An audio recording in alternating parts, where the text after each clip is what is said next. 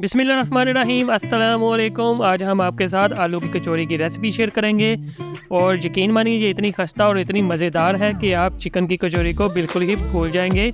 इसको बनाना बहुत ही आसान है, लेकिन वीडियो को पूरा देखेंगे तभी आपको इसको बनाना आएगा। चलिए जल्दी से रेसिपी को स्टार्ट करते हैं और आपको बताते हैं कि किस तरह से कचौरी को बनाना है। तो सबसे पहले हम लेंगे 2 कप मैदा। मैदे को आपने अच्छी तरह से छान लेना है। अब हम इसमें 1 टीस्पून नमक ऐड करेंगे और 2 टेबलस्पून इसमें घी ऐड करेंगे। यहाँ पर आपने सिर्फ घी का ही इस्तेमाल करना है, ऑयल का इस्तेमाल नहीं करना। ऑयल से जो है वो कचौरी खस्ता नहीं बनती, इसीलिए इसमें घी का इस्तेमाल किया जाता है। अब हम इसको अच्छी तरह से मिक्स करेंगे। घी जो है वो आप मेल्ट करके भी इस्तेमाल कर सकते हैं। तो थोड़ी देर मिक्स करने के बाद आपने क्या करना है कि इस तरह से इसकी मुट्ठी बनानी है, तो इस तरह से ये आपस में जुड़ जाएगा। तो ये अब बिल्कुल रेडी है। अब हम इसमें क्या करेंगे कि पानी का इस्तेमाल करेंगे। थोड़ा थोड़ा इसमें पानी ऐड करते जाएंगे और इसकी डो गूंद लेंगे। पानी जो है वो आपने इसमें इतना ऐड करना है कि इसकी एक सॉफ्ट सी डो गूंद जाए। तो इसमें ज़्यादा से ज़्यादा जो पानी जाएगा वो आधा कप है। डो जो है वो बिल्कुल रेडी है। आपको हाथ लगा के दिखा देते हैं। ये देखें, ये ज़्यादा ना सख्त है ना ही ज़्यादा सॉफ्ट है। अब हम इसको ऊपर से कवर करके रख देंगे 15 मिनट के लिए और 15 मिनट के बाद हम इसको दोबारा से चेक कर लेंगे। तो अब हम क्या करेंगे, कढ़ाई लेंगे, इसमें हम 2 खाने के चम्मच ऑयल ऐड करेंगे। ऑयल को आपने ज़्यादा गर्म नहीं करना। अब हम इसमें आधा टेबलस्पून ज़ीरा ऐड करेंगे और इसको रोस्ट कर लेंगे। अगर हम ज़्यादा ऑयल को गर्म कर लेंगे तो ज़ीरा जो है वो जल जाएगा, तो ऑयल को हमने थोड़ा सा ही गर्म किया था। अब हम इसको रोस्ट कर लेंगे। 1 से 2 मिनट के अंदर अंदर ये रोस्ट हो जाएगा। उसके बाद हम क्या करेंगे कि इसमें ऐड करेंगे प्याज। प्याज जो है वो आपने छोटे साइज़ का ले लेना है, उसको चॉप कर लेना है। फ्लेम जो है वो आपने मीडियम पर रखनी है, इससे ज़्यादा आपने तेज़ नहीं करनी, वरना जो आपका जो प्याज है वो भी जल जाएगा।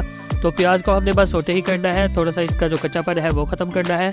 तो अब हम इसमें ऐड करेंगे आलू, जो कि हमने मैश करके रखे हुए थे। ये 1 किलो आलू है। आप अपने हिसाब से आलू कम या ज़्यादा कर सकते हैं। उसी हिसाब से आपने रेसिपी की जो इंग्रेडिएंट्स हैं वो भी कम या ज़्यादा कर लेने हैं।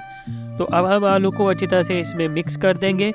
आलू जब इसमें अच्छी तरह से मिक्स हो जाए तब हम इसमें कुछ मसाले ऐड कर देंगे। मसाले इसमें 1 खाने का चम्मच नमक जाएगा। नमक टेस्ट के हिसाब से कम ज़्यादा कर सकते हैं। अगर आपको ज़्यादा तीखा पसंद है तो 1 खाने का चम्मच लाल मिर्च ऐड करेंगे और आधा टेबलस्पून इसमें ऐड करेंगे दड़ा मिर्च का।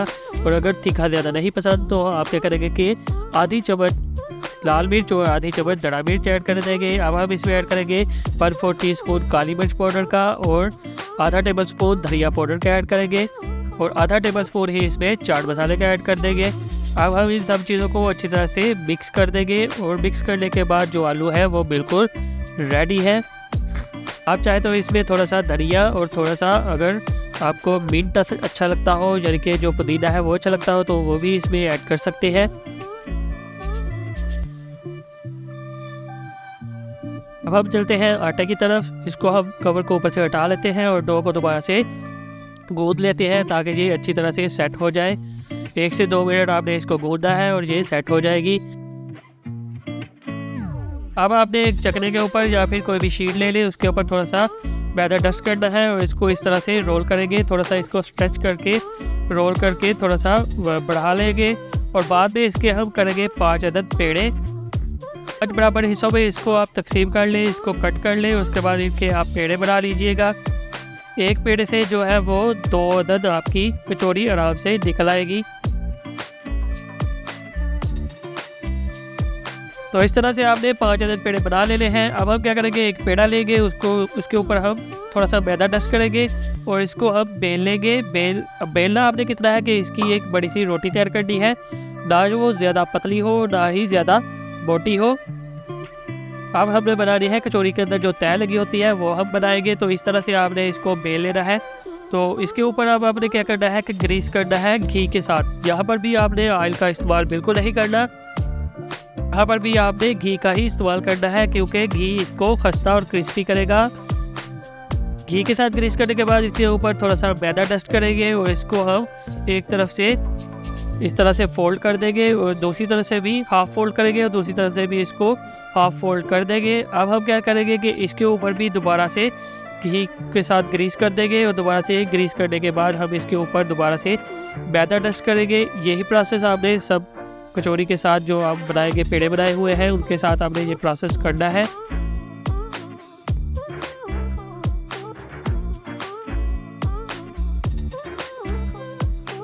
दोबारा मैदा डस्ट करने के बाद अब हम इसको दोबारा से फोल्ड कर देंगे और थोड़ा सा ऊपर से प्रेस कर देंगे।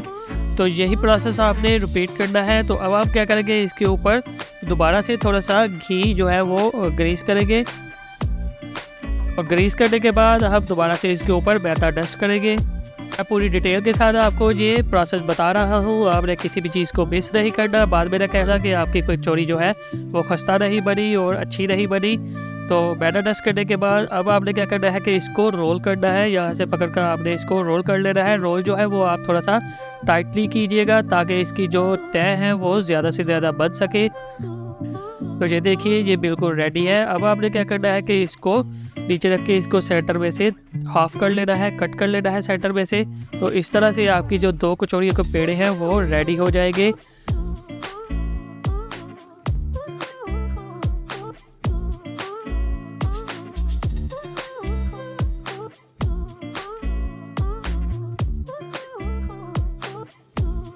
तो अब एक पेड़ा ले लेंगे हम, इसको अब इस तरह से आपने इसको बेल लेना है। अच्छा, यहाँ पर एक चीज़ है कि जो ज़्यादा तय वाली साइड है ना वो आपने नीचे रखनी है और दूसरी तय वाली साइड है वो आपने ऊपर रखनी है। इस चीज़ का लाजमी ख्याल कर लीजिएगा, क्योंकि अगर वो आप तय ऊपर रख लेंगे और इसको आप फिल कर देंगे तो उसकी जो तय है वो अच्छी तरीके से बन नहीं पाएगी। तो इस तरह से जो फिलिंग है वो इसमें ऐड कर देंगे। एक तरफ से पकड़ कर इसको हम इस तरह से किनारे से इकट्ठा करते जाएंगे और इसको हम ऊपर से बंद कर देंगे। और बंद करने के बाद जो कचौरी है वो बिल्कुल रेडी हो जाएगी।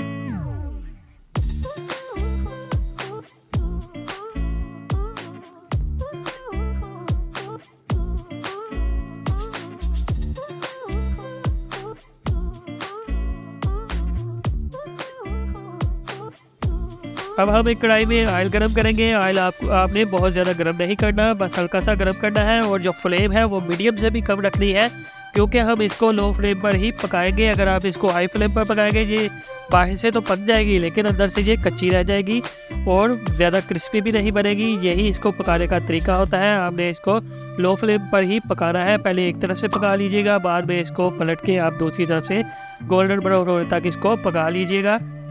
इस तरह से आपकी जो कचौरी है वो क्रिस्पी और बहुत ही मज़े की बनेगी। तो ये बिल्कुल रेडी है। देखिए कितना प्यारा गोल्डन ब्राउन सा कलर इस पे आ चुका है।